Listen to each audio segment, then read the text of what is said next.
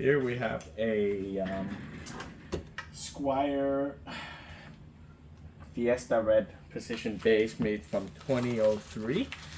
Customer paid for it slightly before midnight and wanted to pick up tomorrow. And you know what? I'm gonna actually work on it before I go to bed.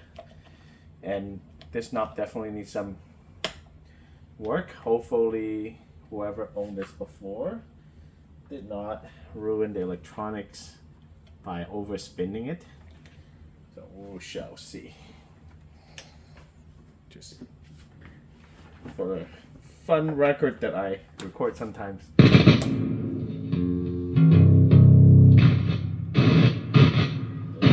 pots can use some contact cleaner. Okay. Just to get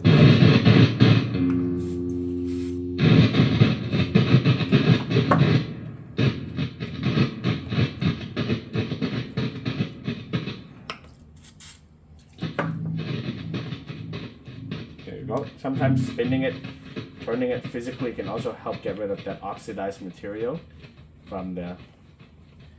Yep, that's it. Perfect. So, and John, if you're watching this, thanks for the business again. So, yep, so that's working. And also do a tuck test. Oh, this is also quite loose too. The output jack. We can work on that.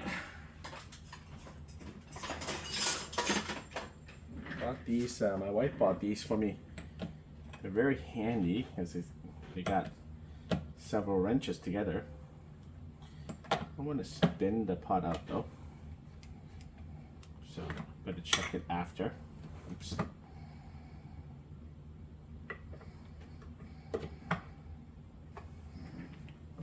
Should still use my adjustable just to... Perfect. Yeah, I should use my adjustable just because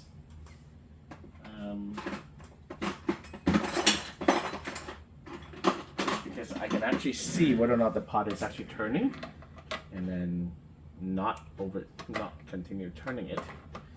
Otherwise I twist the wire inside and boom, I have to redo the wiring at midnight. Don't do that. Okay. And let's do this one just for good measure. Yeah, definitely needed some tightening over time. But yeah, overall pretty functional. Okay, push it back in. Alright, cool. And alright, let's actually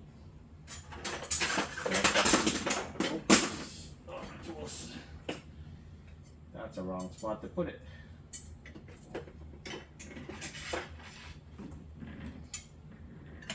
See if this uses a 5 or 4 millimeter. Oh, that's a 4 millimeter right there.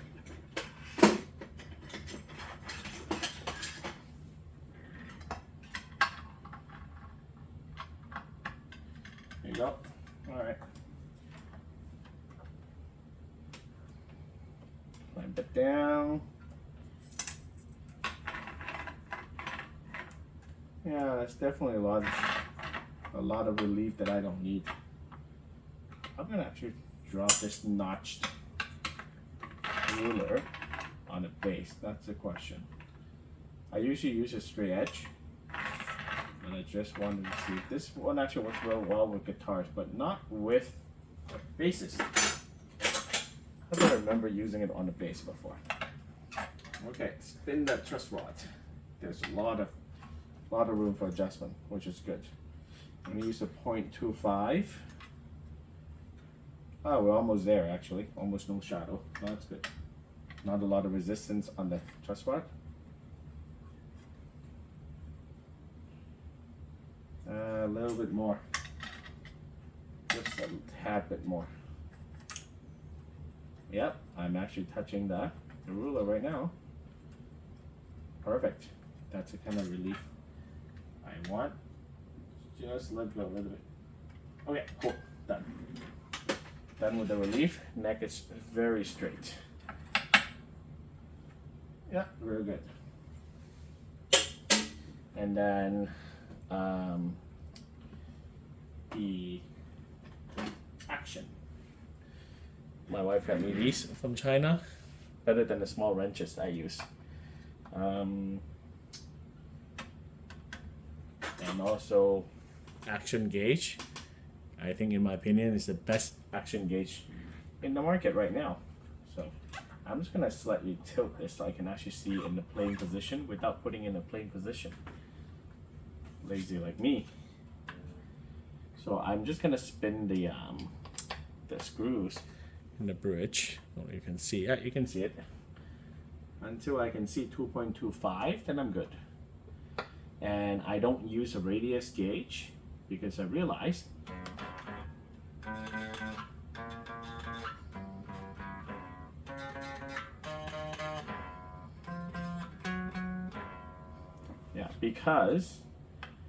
because I can just do everything at 2.25 millimeter, and you actually get a radius anyways. Okay, just gonna spin this screw, and you can actually literally see like the action going up, which is really good. You can actually see the action changing as you spin the screw. No need to get the radius gauge. Radius gauge is good though. The other day I actually filed a plastic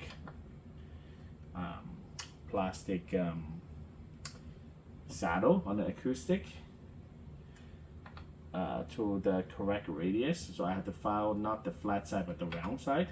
So I needed to use a radius gauge. So that was really useful. But other than that, I don't see myself using a radius gauge ever with this very trusty and accurate string action gauge ruler with the yellow and also the black line on top of the yellow.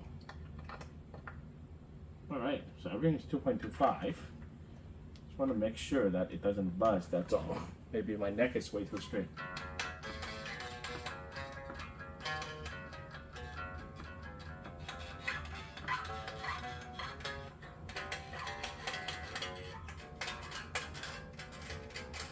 Yeah.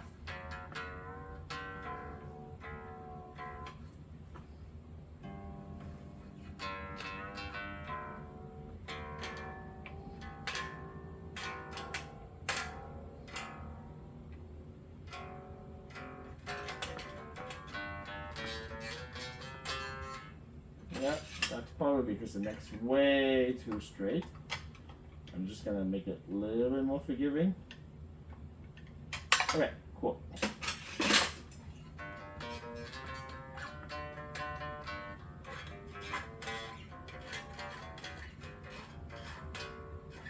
Yeah, so I'm just gonna raise the action just by hair across the board.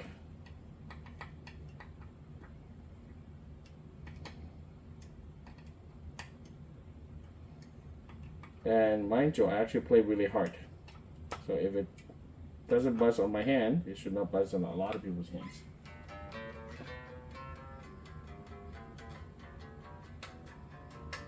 Oh, perfect.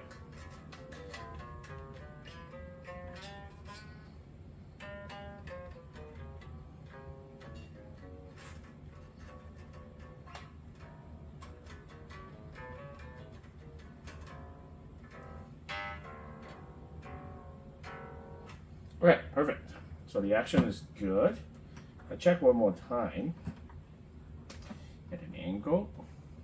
Check one more time just to make sure. Wow, 2.25. This is a little bit high here.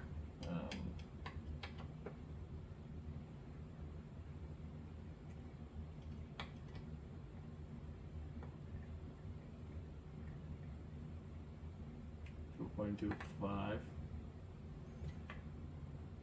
Okay, this is also a little bit high. The middle spin's a little bit high. Just I touch the relief a little bit to make it a little bit more forgiving. So I can dial down the action a little bit. It's a dance between the relief and also the action. I know my friend who makes guitar says, oh, the relief, the truss bar should not be used to adjust action, but sometimes you need to touch it. I mean, the neck was really ideally, as ideal as it can in terms of relief, but sometimes these less expensive instruments cannot have it that way. So it's not as ideal as you want things to be, all due to the fretwork and other aspects and reasons. Okay. Okay, let's see.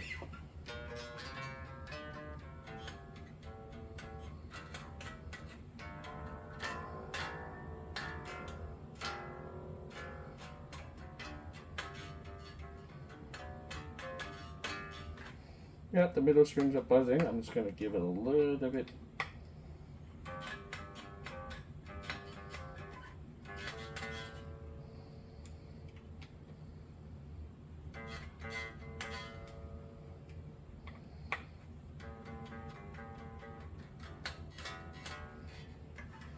Just down the middle, shadows to level, and touch it. You're gonna use your finger to touch it to make sure it's level.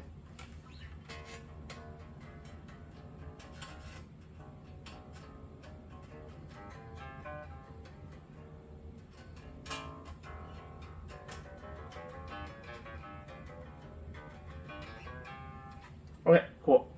Now I'm really done with the action. Now, last thing is intonation. Do I intonate every bass I sell? Sometimes, if time is an issue, I don't do it. So for those of you who don't know what intonation is, it's basically the string has a length, and right now, can you actually see my phone? Yeah, you can see my phone.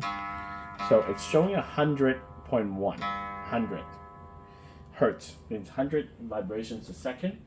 So if I press in the middle of the string, which is half of the string, which is at the 12th fret, by the way, okay, it should show me 200, which is most ideal.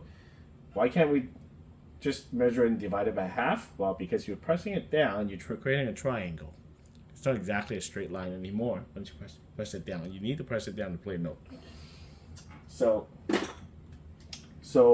the middle of the string, while it's actually flat, can be played using a harmonic. So right now it's 200.6. But again, the fretted note is 201. So I'm actually getting a note that is lower . Too loud. Okay, so that is lower. So the harmonic is 200.8, but the fretted note is 201. So it's pretty close already, but it means that this half of the string is producing a note that is slightly higher than harmonic. Harmonic is correct, so I need to actually make it lower. Lower means I need to use a screwdriver and tighten the note. Okay, tighten the string towards my right hand side so that the note can be, this half of the string can be longer and therefore lower. So, but again, once you change here, change the frequency. So, but I won't tune it. I'll just do the harmonic and fret it later. 201.7, fretted note. 202.6. Still, we're one away. So as you see, I'm actually moving this saddle further and further away. 202.3. 202.8. Ooh, close. 2020. 2028. Close, but not yet. 2022. 2029. Yep. 2025. 2032. Wow, what the heck? So yeah, sometimes at 0.5 you need to move really far away. 2028. 2035. Come on. Okay. 2031. 2034. Close. You see how the saddle was actually like right here, and I moved it all the way back, and you see how all these actually need to be moved all the way back. Yep, that's the process of intonation. Some people, they actually tune the note every time they move the saddle. It just slows it down. That frequency is the most accurate and I find it to be very accurate. So that's the way I do it. So 2037, 204. So just 0.3 difference. But again, I'm gonna keep moving. If I let go of the 0.5, it would have stayed really different from where it should end up in. So, but because I'm moving it so far back, I need to adjust the action again. Why? Because, well, let me give you an example. So let's just say you set the action right here, right? But because you move the saddle back, what happens is that the strings actually get lower action. So you have to actually do the action again. So you see those guys actually say train, tune, relief, action, intonation, and noodle around. A lot of times after intonation, you have to go back and do the action again. So, which is fine. My wrench is still here, so I can do the action again. So, yeah, I keep it here, and I have to do the action again later. So, 2038. Oh, come on. So let me just relax the strings. Sometimes relaxing the string can actually. Okay, so 98. Okay, sorry. Harmonic. 1961. 1960. Okay, I'm gonna let it go. 196. Yeah. Oh, okay. So this is pretty good. You see how far back it is? So it's late at night, past midnight already. I'm gonna actually do it fast. I'm gonna actually do it in my fast way. I'm gonna do the low E string. 818. 817. Holy cow, that's pretty good. Usually it's not that good.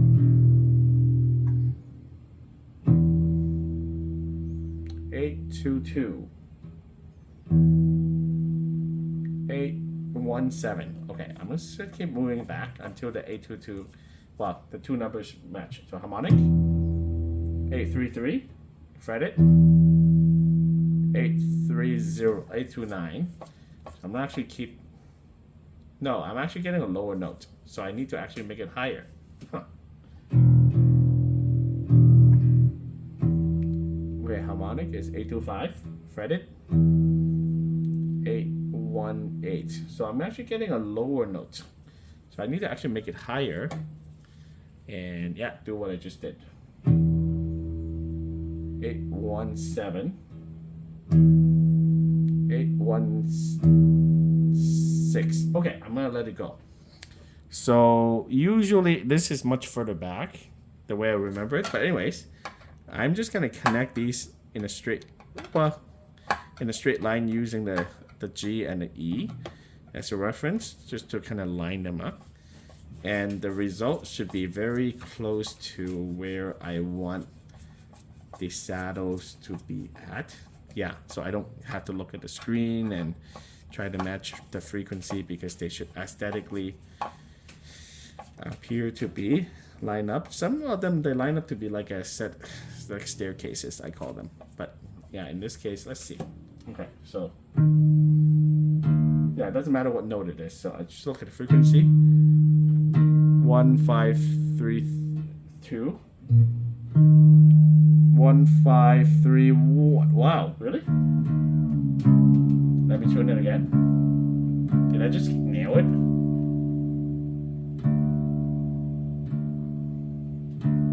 Okay. 1468. Let's say 1466. Okay, wow. I'm just gonna turn it by like a quarter, like a hair, counterclockwise. That's it. I'm not gonna move it. All right, I got it. I nailed this one, so that's good. 1176. 118. So I'm getting a higher note. I need to actually make it lower. 118. 118 something. 118 something. Okay, let's try again.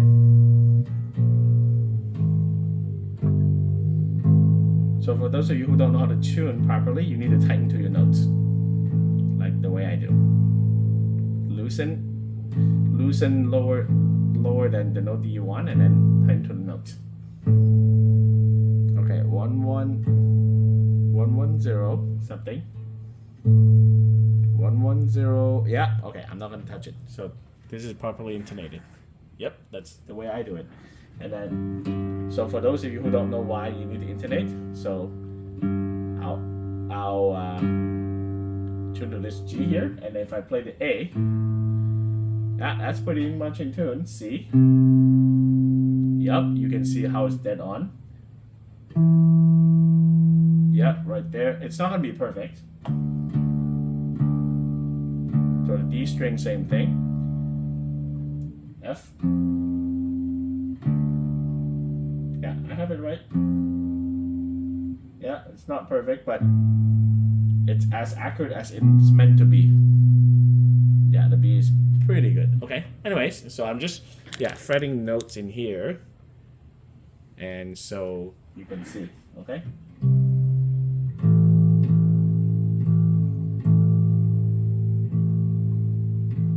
See?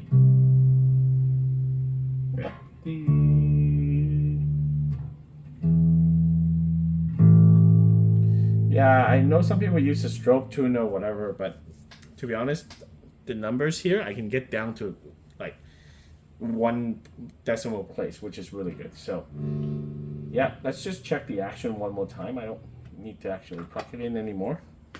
It's late, I want to go to bed. Okay. I want to check the action.